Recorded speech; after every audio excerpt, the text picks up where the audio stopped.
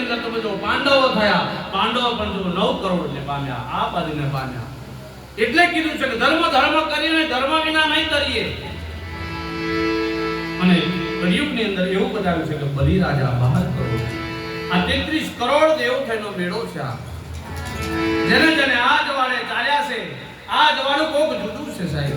હા, પેલા દીવા કરીએ કે હાલ જાય કે બધું અલગ છે. હા, આ જે દીપ છે, આ પ્રકાશ છે, અલખનો પ્રકાશ છે. ખરેખર આપણે બધા બહુ ભાગ્યશાળી છીએ. વાતો તો બહુ કરી છે, ભગવાનનું સ્વાગત કરવાનું છે, પણ આગળ જતા તપાસ કરી પગલું આગળ જતું નથી, પાછું નહીં જતું, આમ નહીં તો જાય કઈ ઘોડો. તપાસ કરો. એ વખત તપાસ કરી કે તો પાતાળમાં જતો રહે કે તો આકાશમાં ઉડી જાય. બે જ વાતો બને, અને આ દુનિયામાં બે જ વાતો છે: પાપ ને પુણ્ય, ધર્મ ને અધર્મ, સારું ને ખોટું. બે જ વાતો. હા કહી દો કે ના કહી દો, વાત પૂરી. હા કહો તોય બરાબર, ના કહો તોય બરાબર છે.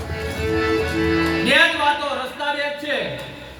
કયા રસ્તા ઉપર ચાલવું એ તમારા સુધી વાત છે.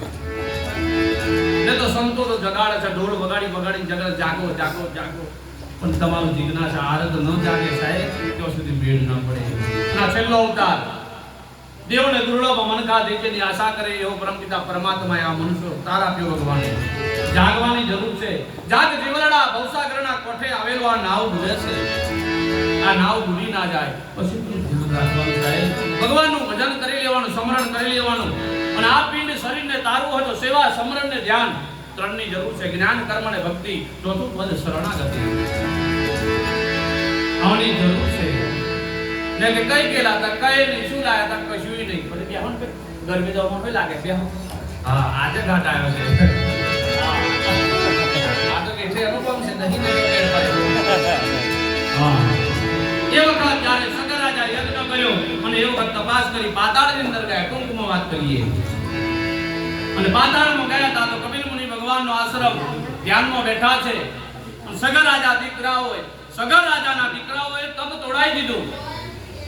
અને તપ તોડાઈ દીધું, એમાં ક્રોધાગ્નિ અગ્નિ પ્રગટ થયા. બધા બાળકોને પાડીને ભસ્મ કરી દીધા. હવે શું કરવાનું? જે જતું રહે છે, પાછું આવતું નથી. ફૂલ ખીલે છે, કરમાય છે, સૂર્ય ઉગે છે, આથમે છે. આપણે જનીના છે, આ શરીર આવ્યું છે, એક દાડો જવાનું ને જવાનું. 100% ની વાત. ઇનકમિંગ ટિકિટ પડી રહી છે સાહેબ.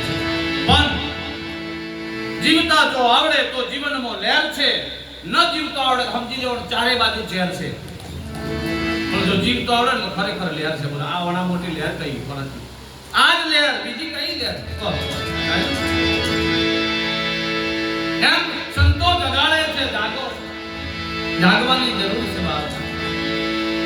અને એ વખત જ્યારે કપિલ મુનિ ભગવાનના ત્રીજું લોચન ખુલ્યું અને બધા સગર